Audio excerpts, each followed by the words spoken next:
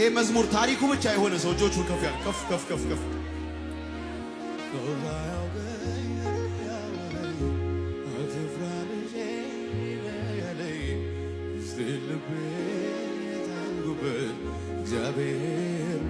ያኔ በመከራ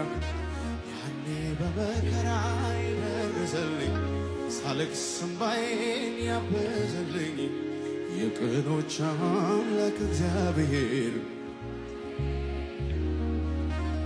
ይሁን ያለ ሁሉ ይሆናል። ሐሳቡን ማን ይከለክላል? እንዴት ልርሳ መልካምነቱን ልዘምር እንጂ ምሕረቱን ተስፋ ላጣ ተስፋ ነው ለምስኪኑ ዘመድ ላጣ ብቸኛ ነው ወገኑ